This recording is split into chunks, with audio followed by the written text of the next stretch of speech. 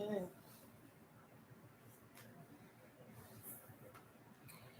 All right. So,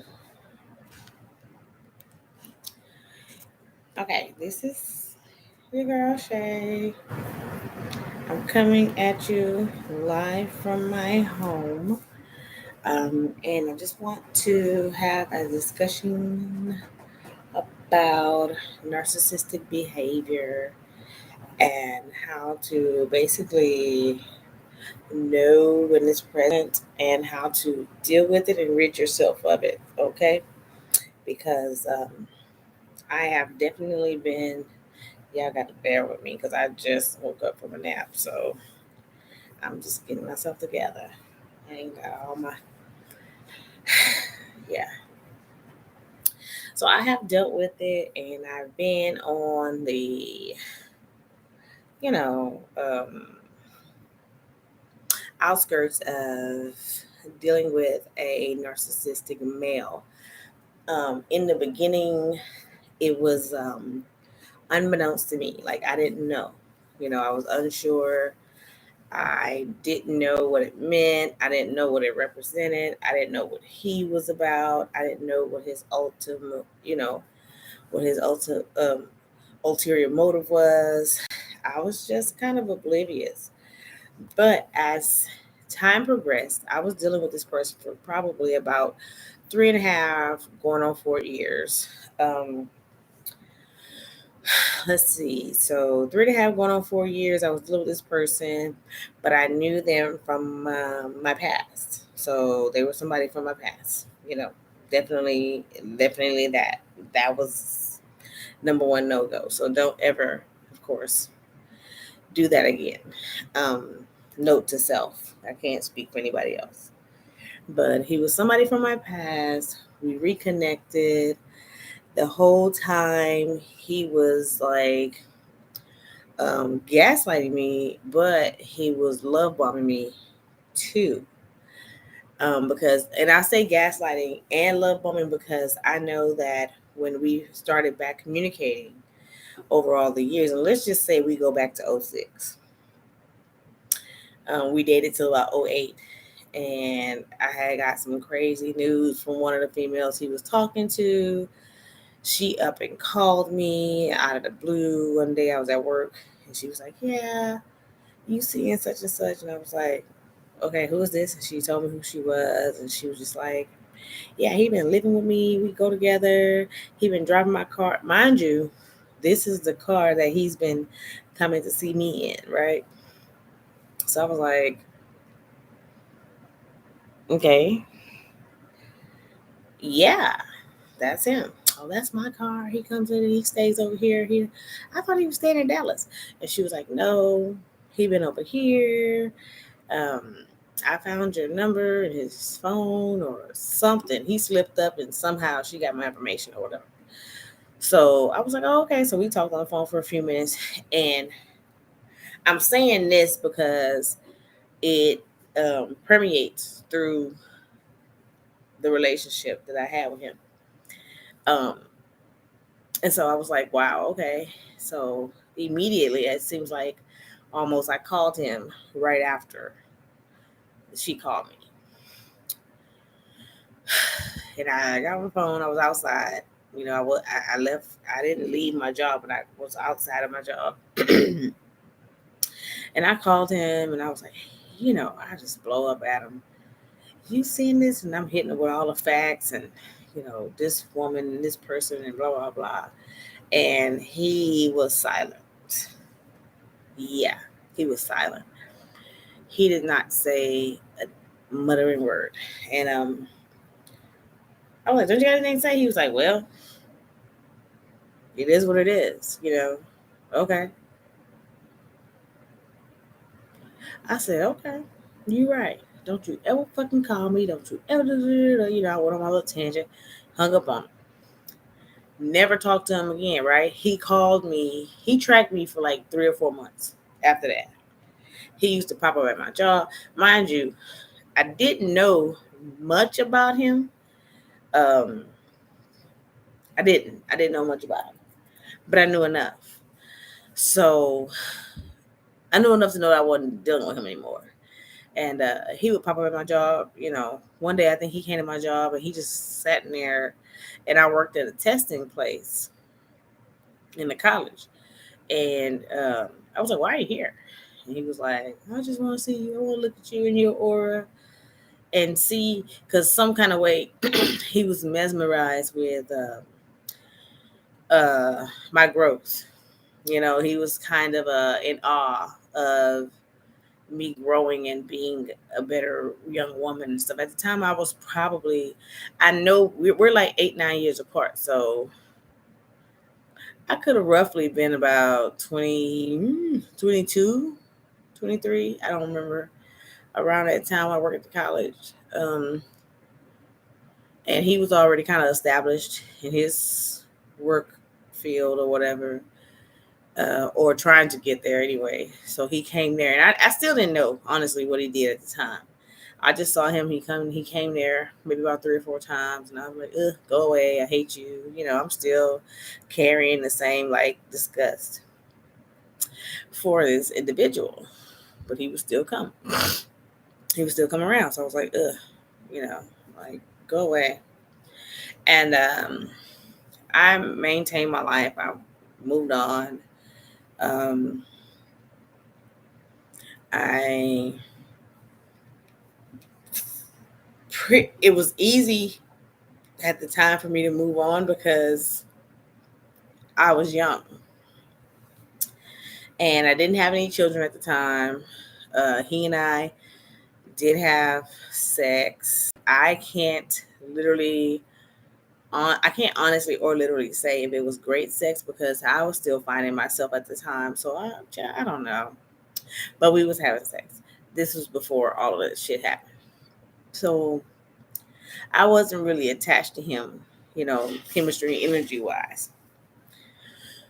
So time pressed on. I stopped talking to him, and eventually, over social media, he started reaching out again, sending little innuendos, commenting on my pictures, and saying little stuff, little flirtatious stuff. Like I said, also innuendos, mostly innuendos, and just kind of being a little like, "Hey, I see you," kind of like that.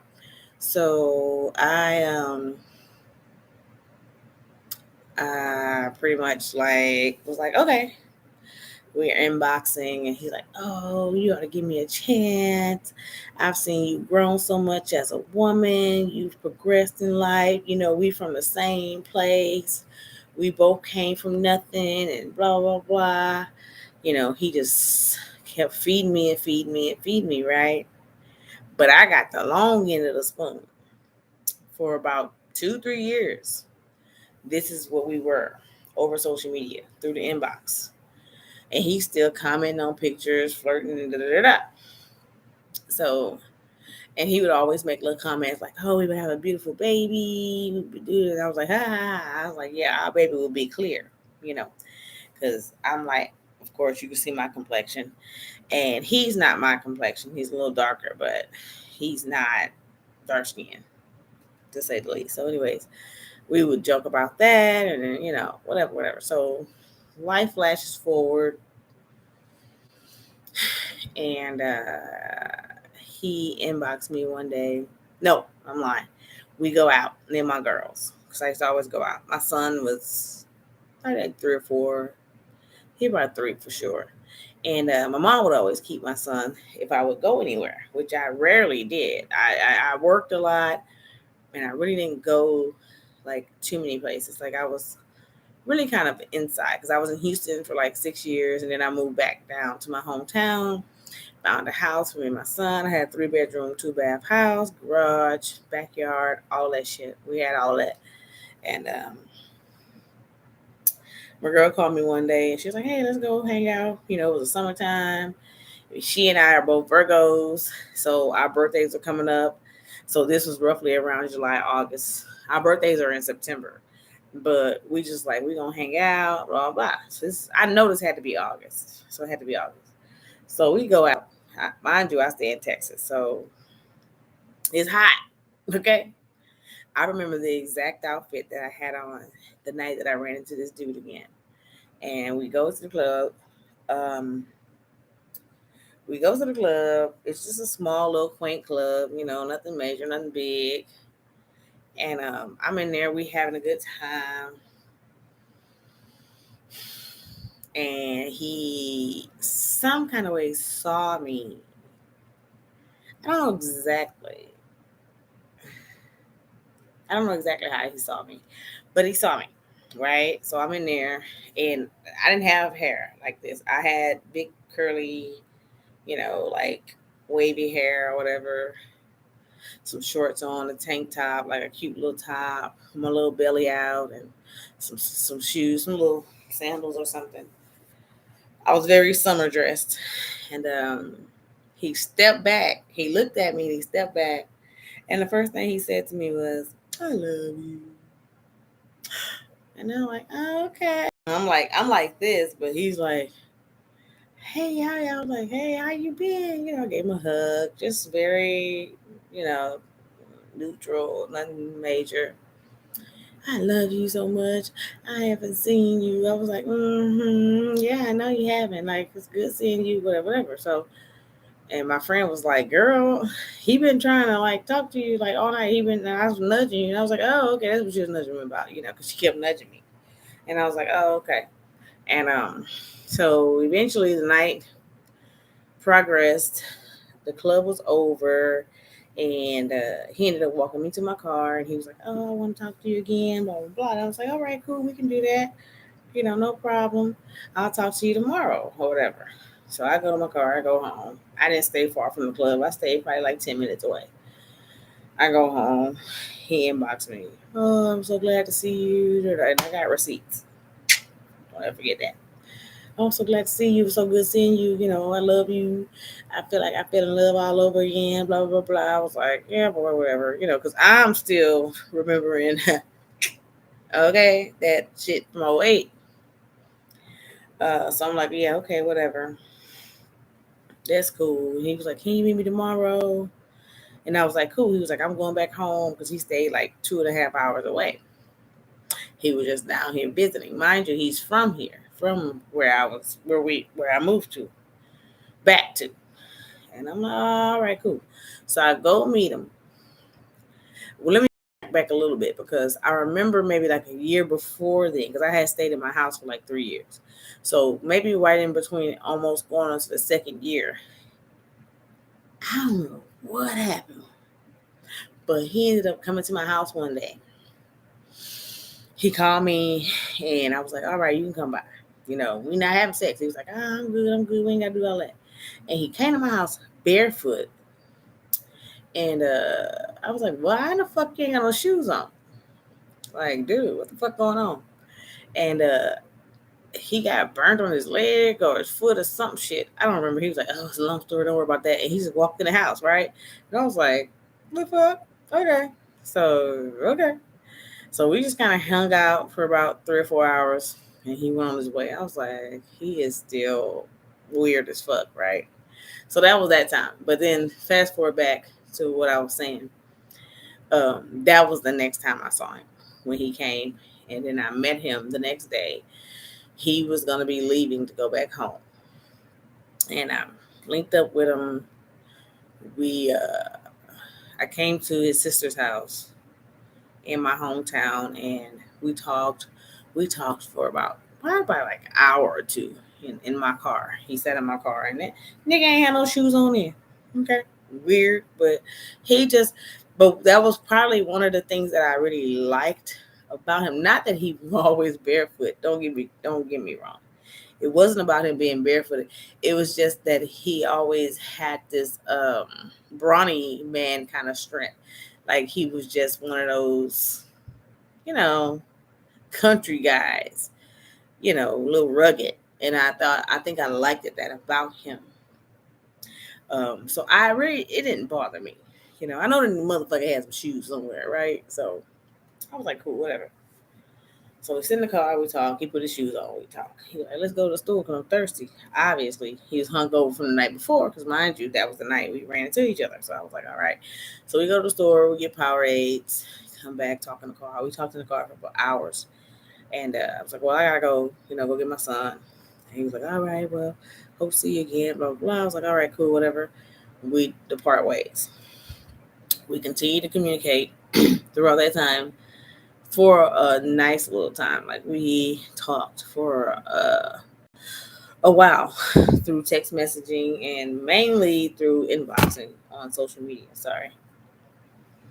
And he kept asking me, how about you come see me? Why don't y'all come over here? Why don't y'all come see me? Why da, da, da, da.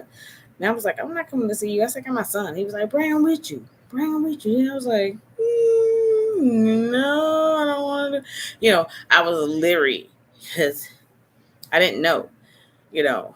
And I think at the time, through our conversation, he was telling me that he had 3 kids. He was like, I got 3 kids. 2 of them grown, and one of them is like 7 at the time.